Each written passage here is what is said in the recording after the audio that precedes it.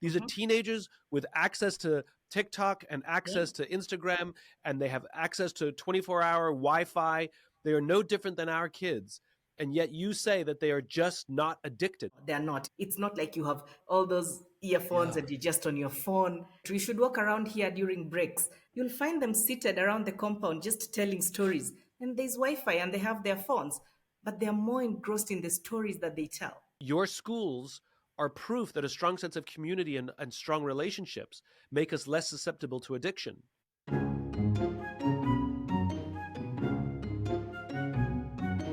It's such a treat to talk to you. It's a treat for me to talk to you. When I came to visit you, I was so inspired by your students, by your learners. And we have to tell everybody, which is in your schools, the students aren't students, they're learners. And the teachers aren't teachers, they're education facilitators. Facilitators, yes. Which I love. Just to start there, why the change in language? What's wrong with teacher and student? Very good question to start with. We've worked in Kenya for over 25 years with the communities, and primarily we worked with the primary schools where they're government schools.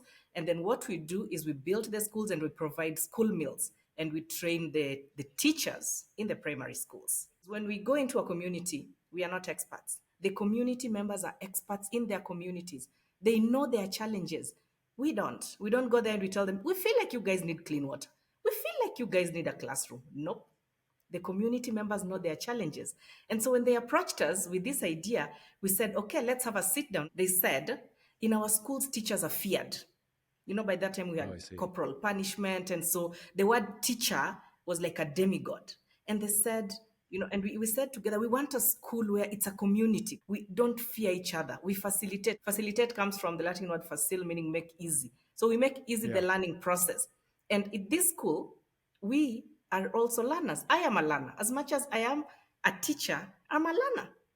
And so we are all in the learning process. The schools that they had were basically mud huts, right? Yeah. And susceptible to the elements. Yeah. Dirty, cramped, hot in the summer. And one of the first things you did is you came in and you built proper walls, proper floors, proper roofs, bigger rooms, nicer desks, so the kids have a nice place to come to school. It's amazing what a difference it makes. And I love that you showed us, you left one of the old buildings there just as a reminder of how things are better, especially for the young kids, I guess, who don't even know what it's like to go to school in the old schoolhouse. That's the primary school. And I came and visited your all-girls high school. I've never met such smart, driven girls. They get to set their own schedules, right? So the way it works is because they have to help out at home, you know, there's this subsistence farming a lot of these kids come from. And so they help out during the harvest and they help out at home, but then they leave to come to school for 3 months, right? Like a boarding school. Yes. And then they go back for how long? For 3 weeks to a month. So they go 3 weeks to a month and then come back to school for 3 months and then 3 weeks to a month. So they have this balance. And when they come to school, they set their own schedule, right? Yes. Yes. Now, can you please tell us what that schedule is? Yes. So as the founding principal, when we started the school, that was one of the things I was really looking forward to. I was looking forward to a school where the learners value the school and are proud of their school. This is our school. We set our school schedule. We decide on what we want. And Simon, you know, when you set up something, you own it and you're proud of it. And that was the thought behind that. And so for their schedule, when we had them sit down, they actually drafted a schedule and we're like, oh my goodness.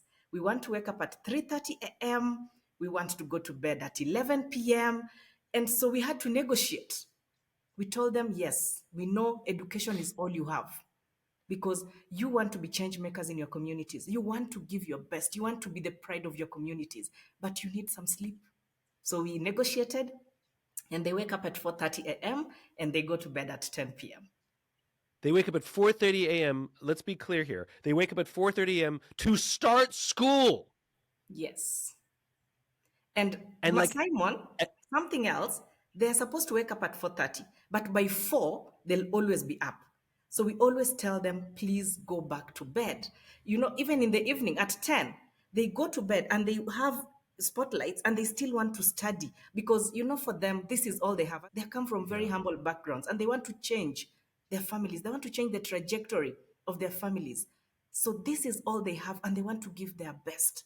So we have to Yeah. really just switch off the lights and tell them, please sleep. What is it that makes these kids so much more motivated than your average Western student? Is it that the Western students have too much and they take it for granted? What is it about the culture of your school that these kids are so motivated? And they're not motivated for the first time, they're motivated for all 4 years of high school. What is your theory? It's an intrinsic motivation. That's the most important thing here. It's not extrinsic. We don't push that motivation in them. They are motivated from within. When they come into school, just a brief background. These are kids who, most of them are first generations to go to school in their families. Their mamas were in arranged marriages from 15, 16, 17 years with 12 children. That's all they know. And they can see this suffering. Most of them, their older siblings haven't even gone to school. And so they see their families and they want to lift their families out of poverty. And that is the word they use. I want to be the light of my family. You'll always hear that. I want to be a role model in my community. I want to be this. And so it's an intrinsic motivation that drives them. I want to be the light of my family. So these kids come to school with a real sense of purpose and cause. It's not just because they have to go to school. It's that they want to go to school. They are literally driven by a sense of purpose and cause, unlike a lot of students, I think, in the West. Yeah, I can share with you one story. Please. Of one learner called Sharon. And you met Sharon. So a few years ago, there's a girl who walked into my office at around 12:30 p.m., looking very tired and hungry. And of course, I gave her food first and we sat down to talk.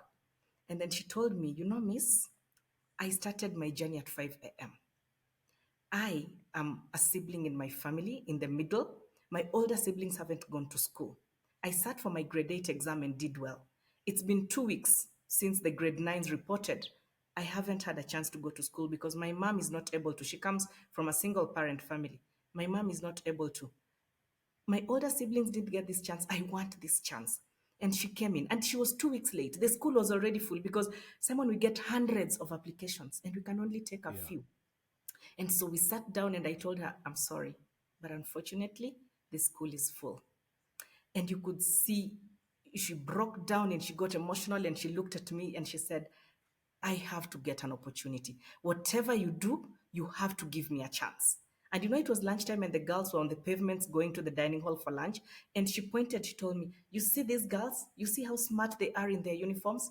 That is what I want. I want to walk in these pavements. I want to be that smart. I want to change my family. I want to uplift my family out of poverty. And you have to give me this chance. And I said, oh, girl, I love you. I love you. The resilience in her, and I just had to stretch a little further and give her this opportunity. And you should have seen her eyes when I told her that you're going to get this chance. She lit up and she said, I will not let you down. I want to assure you. I loved her confidence. And I told her, your parent also has to come in because we need to get this commitment from your parent too. So the parent came in the next day, and the next week now, which was the third week, because the other learners had reported, she came in and we gave her this brand new uniform and brand new shoes. And she was so excited. And in the course of 4 years at Kisaruni, Sharon was amazing. She excelled academically, in drama and music festivals. She was best actress in competitions. She excelled in games. In grade 11, she was the school president, and you could see that confidence in her. And she did her grade 12 exam, did very well, and earned a spot at Legacy College. And she told me, I want to be an entrepreneur. When I am home, my mom engages in small businesses and I always help her. And I want to uplift that business. I want us to do business. And she joined Legacy College, the first class of business management and social entrepreneurship. She's graduating in a month. Last week, she presented her business proposal in the Lion's Den for a seed capital to start her own business. When they went for internship, the company that she went for internship in, they actually told her, You're amazing and we want to keep you. Can you study online and continue working with us? And she told them, no, I'm not done with my studies. I want to complete my studies, then I can look into that. She tells me she wants to be an employer once she clears, once she becomes an entrepreneur. So these are the kinds of learners that we have who deserve this opportunity. And this scholarship helps them to be able to not only change their lives, their families, but their communities. What's your journey? Where did you grow up? I grew up in the western part of Kenya, so Lake Victoria, around Lake Victoria. I went to school in Moi University in Eldoret. Then immediately I graduated. I was very lucky. I always say I finished my final exam on Thursday. And I told my dad the next morning when I came home, I said, I'm going out to look for a job. And I had just done my last paper. I don't even have my degree already. And I went out and I went to international schools. And it's very hard to get a job in the international schools. And so I went and I was interviewed. I told you, you're very lucky. There's actually an opportunity because I'm trained in English and literature facilitation. And I got that job immediately. And I was like, yes, thank God. So I got this job in this international school and it's in an urban area. I'm in my early 20s, very active and just having fun. And then after a few years, I see an advert in the newspaper. There's a school that's starting in the Mara and it's looking for a principal. And I'm 20 something. And we are actually with my staff member. We are seated together in the library with other staff members. And I joke and I tell them, guys, I'm applying for this principal job. And they all laugh and they're like, principals are in their 40s and 50s. You're only in your 20s. You won't get it, of course. And I said, watch me. And so I apply for this job and I go for the interview in Nairobi. So there's a first interview in Nairobi. And Robin was actually in the panel. So they interview me and they tell me, this is just the first interview. The second interview is in the school, in the Mara, where it's very dry. You are used to life in the And the Mara urban for people centers. it's the countryside. Yes. It's the rural area. It's the rural area of Kenya. So we have to interview you on the ground to see if this is a place you can work in. And then we come for the second interview. And interestingly, the ladies I was with, all of them were head teachers except me. I'm the one who didn't have not even deputy head teacher. And then we come for this interview and I'm like, Jesus Christ, this is the place. And it was so dry by then because it hadn't rained. We only had one timber shop, a very tiny shop, and then the school. So we are interviewed and I love nature. And so I see the hills and I'm like, woo, I'm used to urban life, but this is a place I would really love because of the peaceful nature and the way it looks. And then once we're done with the interview, some girls walk in, some young girls, and we are told, guys, these are some of the learners that are going to join your first class. And I get a chance to chat with them. These girls cannot look you in the eyes. These girls cannot construct like simple sentences correctly, like the tenses. And I said, I feel this is the place where my services are needed more compared to where I am. And I said, if I get this opportunity, I'll embrace it. And when I was called that I had gotten that opportunity, of course, there were mixed reactions. I'm coming from this nice international school where I'm teaching diplomats' kids to this school where I feel I'm really going to create a difference in the lives of these young girls who are going to get this golden opportunity to get a full scholarship, to get an education. A young girl would have been married off. A young girl who, without this opportunity would be a fourth wife, somewhere to an old man. I feel this is the place I need to be. And I resigned from my job and I came here. And Simon, I've never looked back. I've been called for 3 job offers with almost triple the salaries in Nairobi and every other place in urban areas. But the fulfillment I get from working with these young people here, just giving this opportunity. We've had over 600 graduates right now from Kisaruni. We actually have the 10th graduation celebration this year. And the alumni are all out here in the communities. They've come back to their community. We have one of them who works with Treasury, and she's the district auditor. She audits the district accounts. We have high school teachers. We have nurses at Baraka Hospital. And you know what, Simon, one thing that I love? That they come back to their communities. I love that. I love that they're able to come back and give back, pay it forward in their communities, become role models. There's a school, when we started Kisaruni, we had only one girl graduating grade 8 from that primary school. And service learning is a very important aspect of our learning at the school. And so every learner identifies a challenge in their community and they go and help sort out that challenge. And so this one girl said, the challenge in my community is girls get married at a very early age.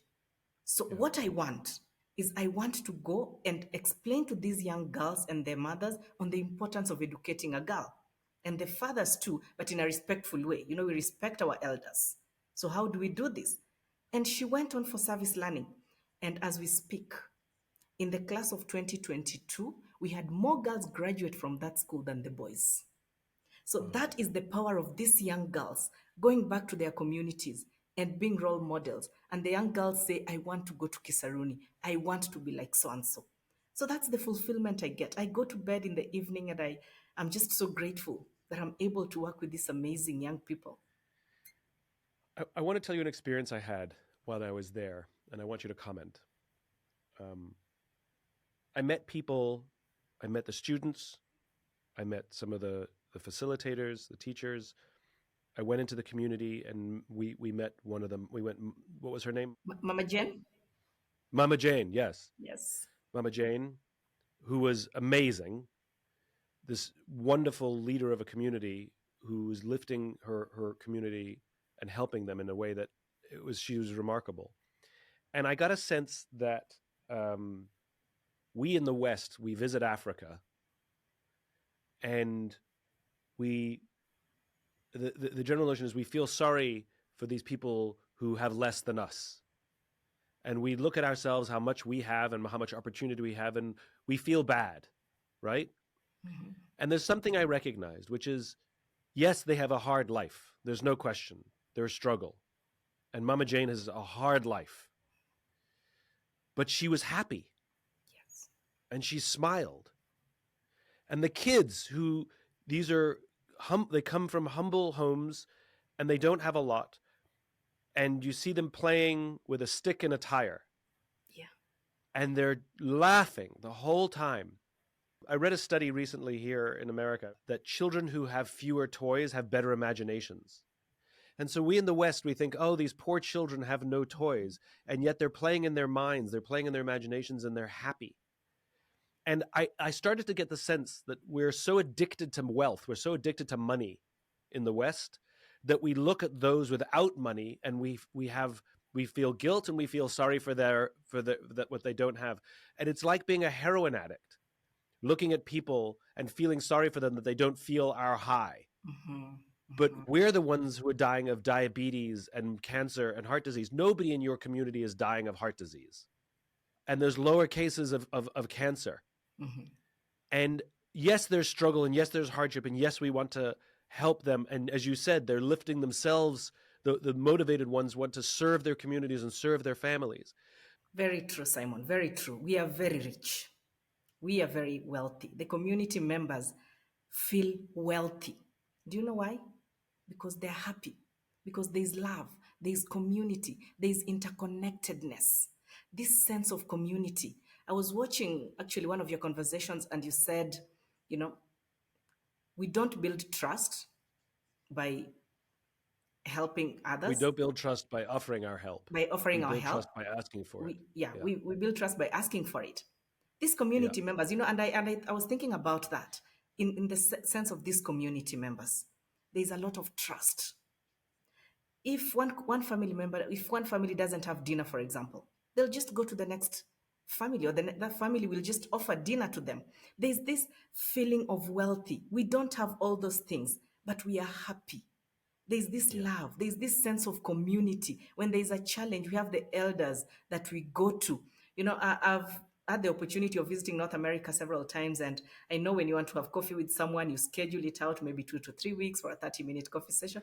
For me, I just walk into a home and we have tea and we chat and we laugh. So there's that sense of fulfillment because you don't have much, but you're happy. You have this community around you that you feel they got my back. So that sense of interconnectedness really makes us just feel like we have everything we need. What is it like in Nairobi? is Nairobi more disconnected, more lonely, more money obsessed? So Nairobi, yes, there's individualism, and it's good you're bringing this up because a colleague of mine and I were just talking about this last week, and we were analyzing the impact of sort of like urban areas growing in the rural areas. What is the effect of this? How does this change? Will this individualism be brought from the urban areas to these rural areas where we have this beautiful community? And yes, in Nairobi it's there.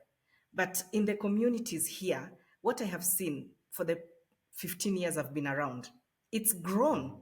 This place has grown from one shop to now we have several shops. There's electricity. There wasn't electricity when I came here. But that sense of community is still there. Yeah. Actually, the villages have meetings every single week at 8 a.m. And I was like, whoa, 8 a.m. in the morning. The villagers meet in one person's family. They go there, they have tea, they talk about the challenges they're facing as a community. How can they help each other? There's this child who has not gone to school. How can we support? So that sense of community is still there. And that gave me hope. That gave Yeah. me hope. You've learned a tremendous amount for living in that community for 15 years. So you're the perfect person to teach me. You're the perfect person to pass the lessons on that you yourself have learned from these magical human beings. Because your life is different now, having lived 15 years in the Mara. What have you learned from them that has made your life better that you want everyone in the world to know? What I have learned is the importance of cultural values, instilling in them when they're very young. In these communities, they have a strong sense of cultural values. They have sense of responsibility, being community, courage, honesty, hard work. And this is instilled in the children from when they're young. The girls know when I wake up, I have to clean the house, I have to go fetch water, I have to get firewood. The boys know I have to take care of the cattle. And it's not forced. It's done out of love and knowing that I have to do this for my family. They're happy doing it. And so when they come into school, that's why building on cultural values is one of the pillars of our philosophy. Because we realized about brain drain, where the kids go into school and all they want is to go live in these towns and everything because they feel maybe that their backgrounds are not very good a place to stay. But ask yourself, why is it that the learners who've graduated from our schools go back into their communities? It's because when they come into the legacy college, into Kisaruni, what we do is we build on these cultural values that they've come with from home. This responsibility, the sense of hard work. And then we have cultural Fridays where the community members come in and still instill this in them. They have that pride of going back to their communities when they graduate. That's why they still want to go back because this is instilled in them and it's not lost along the way. The challenge we have is these values are lost along the way, where we admire the Western life and we don't want to go back to our roots. So it's up to us and our schools to build on this. And I've seen universities have started having like, cultural events and, talking about our cultures and going back to our roots. So that's a discussion that has started. And that's something we've been doing at our schools. And that has helped. When you read the news or watch television, or even the times you visited America, when you look at us, what makes you feel sad for us? What do you feel sorry for us? I love you guys. It's the individualistic lifestyle. Like it's, Yeah. I don't know you, I can't say hi to you. You live your life, I live my life. No, I love the sense of community where, I've got your back, you've got my back. I can just pop in and, we are friends, like the sense of friendship. We are friends, we can talk. I think when you know you have someone whom you can count on and you can chat with, forget about just family members, but someone like a friend that you can talk to, you really feel this sense of love, this sense of acceptance, this sense of community. So I feel we have that a lot. And yeah, I don't think you guys have it that much. I think you're right. And, I have to say it's embarrassing that I have to write books about leadership, which are really about how to treat people. And then I meet Mama Jane, and she's like the most gifted natural leader I've ever met. And not because she studied leadership. She's not even literate. Mm-hmm. She can't read, but it's just practical for her. It's just common Yes. sense Yeah. that of course I'm going to look after the people in my community, and of course, and it's worth telling her story a little bit, which is uh, she she set out to help the other mamas in the community understand the importance of having uh, the proper uh, ventilation, so you're not inhaling the smoke from your Yeah. The cooking. chimneys. The importance of having a toilet outside proper toilet. The importance of cleaning up the trash on your property to prevent disease, and all of these things. And and she helped the community understand these things, and that she wanted to build her own house. Yes. And I remember she was saying she walked for hours, 4 hours, something like that, to go into Yeah. town to sell her wares, to sell whatever she had from her animals, milk, I think it was. Yeah. And then she slowly built up enough money, and then went back into town and found a builder and said, I want to build a house, and gives him the money. He says, this is not even, this is enough to build a wall. Yeah. And she says, so come and build a wall then. And years later, she finally has a house Yes. that she's so proud of. And she kept the mud hut out in the garden, so to remind her where she comes from. But one of the things that I found so remarkable about her is she taught the other mamas how to save money and how to build their businesses so that they too can build houses. And the excitement she has that they are building bigger, nicer houses than hers. Yes. That there was no jealousy or competition, but rather unbelievable pride that the people that she helped were doing better than she did. Yes. That is the community we work with. You should see the ripple effect of that. The mamas that we work with at the Women Empowerment Center, who have, out of their savings, built beautiful houses. And yes, a very important point. It's not jealousy. It's you're happy for your neighbor for doing well. How can we build each other? How can we help each other go up and not bring each other down? How can we support one another and lift each other? So that is the sense of community here. Look, my ideal world would be that everyone who's listening to this comes to Kenya, comes to the Mara, visits your schools, sees and meets these kids, volunteers if they can, but just to learn and bring back some of the lessons back home. But obviously that's not going to happen. And so this is one of the reasons why I wanted to talk to you, which is I want us to learn the lessons of the Mara. I want us to learn the lessons of Kisaruni School. I want us to learn the lessons from your learners and your facilitators and your community. What is the first step you think we have to take? I understand that we need to build a sense of community and have people to watch our backs and be able to trust and walk to people and say, but how does one start? Like, how do you teach the young people the values of the community when they have nothing? Because I think you're right. I think when you say, what are American values? I don't know that anybody could recite what American values are. And at least if they did, they wouldn't be the same from household to household. And we definitely don't instill them in our students. We don't teach values. We don't teach national values at school. And I'm wondering, is that the solution? That we have a long-term plan where we start teaching national values to our young people, that they learn these things? That's a very good question. And I remember when I was in school, we were taught national values. I remember that was one of the topics that we were taught. And yes, Wow. the young ones here are taught that. And I think it starts from the family level. Yeah. So, because yes, you can teach these at the school, but what about at the family level? How is the family unit? So, because for us, it's easier for us because it's taught from the family and it's a community affair. Everybody knows you have to act this way. You know, at Kisaruni, we have the guidance and counseling room where we have peer-to-peer counseling. And so when a learner, for example, has a challenge, they talk to each other. So this is where we are supposed to start. If a child has a problem, the other one can help guide this child. So it starts from So your the family. students, if they have a problem, they go to each other before they come to a teacher. Yes.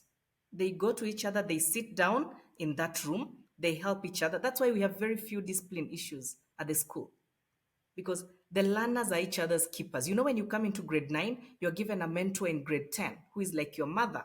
Then in grade 11, now you've grown to a grandparent. At grade 12, you're a great grandparent. So we have these family units. And then we have family units with education facilitators in charge of each. And so when you go to your peer and it's maybe something that's beyond Then you can welcome your family facilitator to come in. They celebrate birthdays in these families. When a person is bereaved, for example, we go as a school to this family and we console the family. We work at the, we help fetch water, we help cook. We are one family. And that is where it starts. It starts from home. Then when they Yeah. get into school, that is built upon. What are the national values that you were taught at school? Wow, I was in grade 5 or 6. One is, of course, pride for your country. The other one was honesty, responsibility, hard work. Just, these values that the cultural values I'm talking about, they are the ones we were Yeah. taught. And that's why even in school, we have responsibility for everything. The environment, we take care of the environment. We don't employ workers to do that for us. We would do that and we would be proud of you've been assigned an area and you've cleaned it so well and you feel this sense of pride. It's not Yeah. like you give someone a vacuum cleaner to clean the house and they are grumpy. For Yeah. us, it's a sense of pride when you do this. So how do we instill this sense of pride in your kids, for example? So I read something recently. Do you know one of the most fulfilling jobs in the West? One profession that is unbelievably very, very, very high fulfillment and happiness Mm-hmm. is construction. Because they build something, Mm-hmm. they see what they built with their own hands, Yeah. contractors, Mm-hmm. and then they go on to the next project and they get to, and I had some work done and I was talking to the contractor and I told him this and he goes, yeah, I absolutely love my job. I get to work hard and see what I built and then I go and get to do it again. Yes. And this idea of seeing, working hard for something, and there's another report that I just read recently about children who do chores, children who are raised with chores, Mm-hmm. actually feel greater sense of fulfillment for their work later in life, and actually are much more sort of happier and more responsible in general. The idea of doing hard work Mm-hmm. and seeing the fruits of your labor, and not Yes. intellectual work, not solving a problem, not a math problem, No. but physically cleaning up something and then looking and Yes. seeing what you've done, whether it's Yes. cleaning your room or cleaning the garden Yes. or whatever it is. Yeah. Yeah. And this idea of contribution and work. Do you have social media? And I know that some of the kids have cell phones. I know that they have Instagram Yeah. TikTok and all that. Yeah. and TikTok. Do you find that those things are hurting their sense of community, are hurting their sense of camaraderie, or are they much more in control of social media and the internet and cell phones, etc.? Like, are they addicted like our kids? No, they're not. In fact, one of the debates, because they have debates every Wednesday, debating sessions, one of it is always how do you control yourself? How do you manage social media? And that is an area that they keep talking about. Here at the college, it's compared to the high school students don't come with phones to school. But for the college learners, they have these phones. And I remember there's a time we were conducting a survey to just see what is the addiction level. Are these kids so addicted to these cell phones? And we Yeah. actually realized no, because we have Wi-Fi all over, but you will not, find them on internet all the time. You will actually find them in the gazebo seated telling a story, and you're like, wow, now that's beautiful. That's how we grew Oh, up. It's not like you have, all those earphones yeah. and you're just on your phone. And I was so proud of them for that. When we have a strong sense of community and when we have strong friends, we're less susceptible to addiction. And what you're telling me is these kids raised with a strong sense of community, because these are teenagers. These are Mhm. teenagers with access to TikTok and Yeah. access to Instagram, and they have access to 24-hour Wi-Fi. They are no different than our kids. And yet you say that they are just not addicted. They use these things and then they put them away and they spend time with each other. And your schools are proof that a strong sense of community and strong relationships make us less susceptible to addiction. Very true. Very true. You should walk around here during breaks, at lunch break, at tea break. You'll find them seated around the compound just telling stories. And there's Wi Fi and they have their phones, but they're more engrossed in the stories that they tell. I love that. Ah, I people don't believe me. When I say that community is the thing and friends are the thing, Yeah. and we'll all become less like, people don't believe me. But now I have your school as further data to prove these are children, these are teenagers. Yeah. I love your school. I love what you're doing.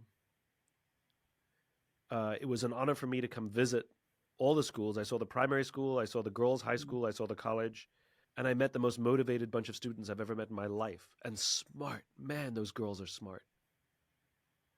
They are smart. And Simon, gratitude is a big part. Gratitude also plays a very big role. We are taught from when we are young to appreciate whatever we have. Just appreciate that. And I love that in your courses we have a topic on gratitude. That's very, very important. Gratitude makes you fulfilled. You may not be wealthy, but you're grateful every single day for this opportunity to go to school. You're grateful for this opportunity to have a meal on the table. Yeah. So gratitude plays I think this is where abundance is hurting, right? Which is when we have less, we are grateful for what we have. And when we have more, we take for granted everything we have. And because these kids know where they came from, and they know what they have, and they know what they have is special, it makes me understand why they want to wake up at 4:30 and go to bed at 10 every day, not to play video games, not to be on TikTok, but to study and do homework and be with each other. I understand it. As you said, it's gratitude is a huge part of this. I'm tired of the West thinking they can teach Africa. I'm tired of hearing it. And I think it's about time Africa taught the West. I think we can learn I from learned each more other. from visiting you for a few days than I have in a long, long time. I can tell you that. We can learn from each other. I've learned a lot from the courses in your leadership curriculum. And, I actually met, something interesting is these Maasai parents, the old men. There's actually and the Maasai is the biggest tribe in the Mara, right? One of the biggest tribes in the Mara. Yeah, so we have Maasai and Kipsigis, but Maasai is the big, because we're in Narok, which is the Maasai Mara, so Maasai community. And so you find an old man whose daughter graduated from our schools in 2014, the first class. He was actually here on Tuesday. And he came and he was looking for me. And I said, yes, Mzee Ololoso. And he was like, I just came to say hi. How are you doing? And it's not, he always comes. So these parents coming, their daughters graduated over 9 years ago, 6 years ago. When we have a parents meeting, they come. And they say, we are family, we are still community. This is still our school. As much as my children are no longer here, we are still family. And so when he came, I shared with him the leadership curriculum, on your courses, and we discussed. Yeah. And then I asked him, how would you merge this with our leadership here? And he had great ideas. He talked to me about age sets. When we have these different age sets and how can they teach one another? We were looking at each topic, and then he was talking to me about appreciation and gratitude. And I said, yes, we have that one here also. And he was like, yes, I want us to come and talk to the learners here. I want us to teach them more on this. So we've actually had a very good connection with the community. I also met with Mama Jane, and we were talking about your curriculum and how we can merge it with our local curriculum. So I have Mama Jane, I have Ololoso, whom I actually shared with you that curriculum that we've worked on, and they'll be coming in for sessions. So that's really beautiful. Yes. Carol, thanks so much for taking the time. I hope to come back and visit you and your learners again in the not too distant future. It's such a treat, and I learned so much of you. So I learned so much from you when I came to visit. I was so inspired, and you've left me inspired again. Thank you so much. Thank you, Simon, and looking forward to welcoming you. Bring your friends along. Let's help each other. Let's support one another. Yeah, we would love to give this opportunity to so many other learners to be able. We get hundreds of applications. So we'd love to just give this opportunity at the college to so many learners to support their families and uplift them out of poverty. Yeah. Carol, thank you so much. Always a treat. Thank you, Simon. Thank you so much for welcoming me and giving me this opportunity to share about our culture. I love being here. I love working with these communities, and I can't wait to welcome you back. Thank you. Thank you. Thank you. Thank you. Asante sana. Asante sana. Yes. If you enjoyed this podcast and would like to hear more, please subscribe wherever you like to listen to podcasts. And if you'd like even more optimism, check out my website, simonsinek.com for classes, videos, and more. Until then, take care of yourself, take care of each other.